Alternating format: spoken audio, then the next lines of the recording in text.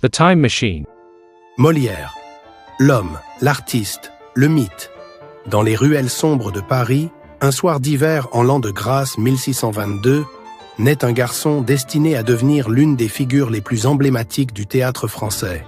Jean-Baptiste Poquelin, que l'histoire retiendra sous le nom de Molière, verra le jour le 15 janvier.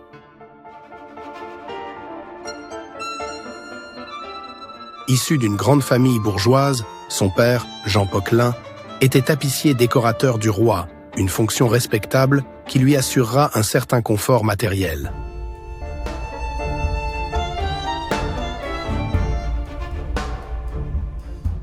Le jeune Jean-Baptiste, destiné à reprendre le flambeau familial, sera néanmoins happé par une toute autre passion, celle du théâtre. Les années de formation, les premières ardeurs du théâtre. Le jeune Jean-Baptiste sera envoyé au prestigieux collège de Clermont, tenu par les frères stricts jésuites, où il recevra une éducation classique. Là, il découvrira les œuvres des grands auteurs classiques antiques, notamment Plaute et Terence. Ces deux personnages marqueront profondément son style en l'influençant toute sa vie. Mais c'est en fréquentant les théâtres parisiens qu'il se laissera envoûter par l'art dramatique. Contre l'avis de son père, qui le voit plutôt reprendre la charge de tapissier du roi, Jean-Baptiste décide de se lancer.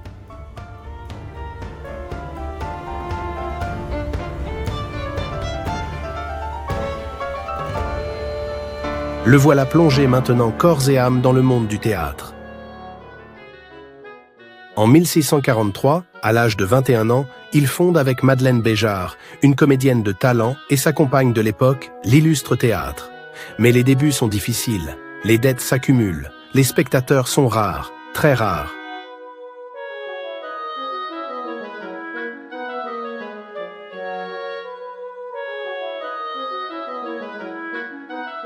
Ainsi, la troupe fera faillite. Jean-Baptiste sera même emprisonné quelques mois pour dette. Pourtant, loin de se laisser abattre, il persévère. Et c'est à cette époque qu'il adopte le pseudonyme de Molière, un nom qui deviendra synonyme de génie. L'errance et la Renaissance, les années de troupe. Pendant plus de 12 ans, Molière parcourt la France avec sa troupe, jouant devant des publics variés, des nobles aux paysans. Ces années d'errance sont marquées par la précarité, mais elles sont aussi un laboratoire d'expérimentation pour l'auteur en devenir. Molière observe, écoute, s'inspirera de la vie.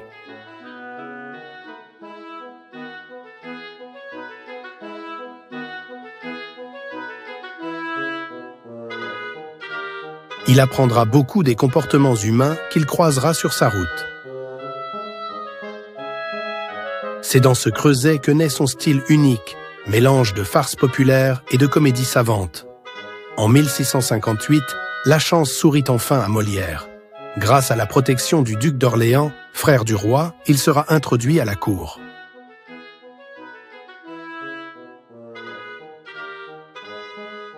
Sous le regard bienveillant de Louis XIV, la troupe jouera une première fois devant ce jeune monarque. Cela sera une farce intitulée « Le docteur amoureux ». Le succès est tel que Louis XIV prendra Molière sous sa protection.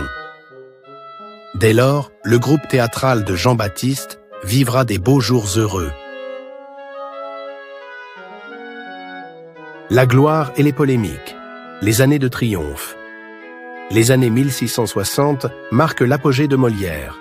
Il enchaîne les succès avec des pièces telles que Les Précieuses Ridicules en 1659, une satire mordante des travers de la société parisienne, et L'École des femmes en 1662, une comédie qui scandalisera. L'audace de cette dernière pièce provoquera une violente polémique, ses détracteurs l'accusant d'immoralité, voire même de blasphème. Molière, fidèle à son esprit caustique, leur répondit par une nouvelle pièce, La critique de l'École des femmes en 1663, où il tournera en dérision ses censeurs. C'est aussi durant cette période que Molière se mariera avec la belle Armande Béjart, la sœur de Madeleine, de 20 ans sa cadette. Leur union sera tumultueuse, marquée par des rumeurs et des jalousies, mais elle inspirera à Molière certaines de ses œuvres les plus célèbres, comme Le Misanthrope en 1666. S'en suivra le célèbre médecin malgré lui vers la fin de 1666. Et l'avare en 1668. Ainsi, chaque nouvelle création sera un miroir tendu à la société de l'époque, où Molière fustige avec humour et mordant les travers humains. L'ombre de Corneille derrière le masque de Molière, une théorie fascinante. La théorie selon laquelle Pierre Corneille aurait pu être l'auteur caché des œuvres de Molière, proposée par Pierre Louys au début du XXe siècle, ajoute un mystère fascinant à la scène littéraire française. Bien que cette idée soit intrigante, elle suscite des questions sur les motivations de Corneille. Pour Pierre Corneille, déjà acclamé à cette époque pour ses tragédies, il n'avait pas besoin de cela pour briller. Ce scénario, qu'il soit vrai ou non, alimentera l'imaginaire en rappelant que le théâtre, avec ses illusions et ses masques, est aussi un terrain fertile pour les mystères, les intrigues et les jeux d'ombre.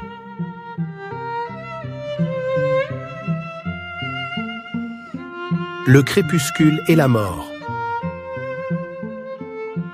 Voici se profiler la fin d'une légende. Cependant, les années de gloire ne sont pas restées sans nuages. Molière, épuisé par le travail, souffre de problèmes graves de santé récurrents, notamment des douleurs thoraciques, que l'on attribue aujourd'hui à une tuberculose naissante. Malgré la maladie, il continuera d'écrire et de jouer, animé par une passion inextinguible pour le théâtre. En 1673, Molière créera ce qui sera son ultime et dernière pièce, Le Malade imaginaire. Il y incarnera le sieur détestable d'Argan, un hypocondriaque compulsif et obsédé par sa santé.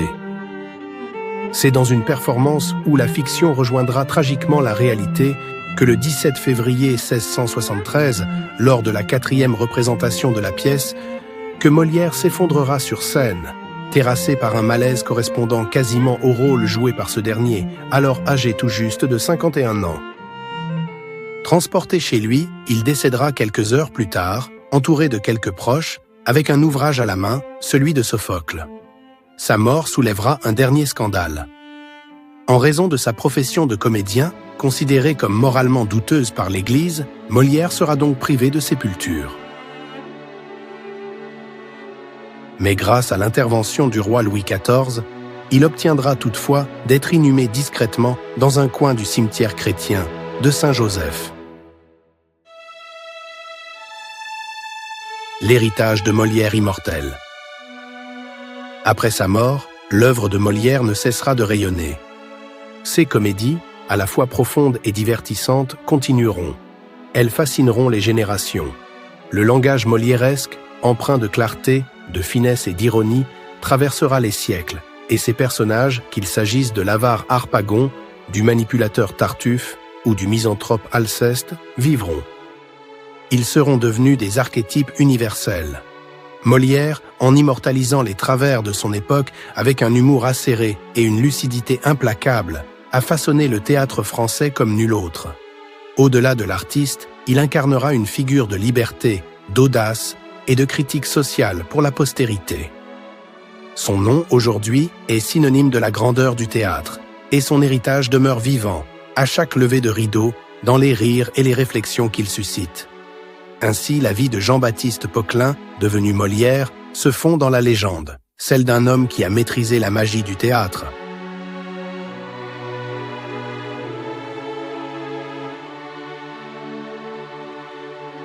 Merci d'avoir suivi ce programme de la collection de mythes et légendes en question des grands hommes de l'histoire. À bientôt pour d'autres portraits de personnages illustres de France ou d'ailleurs.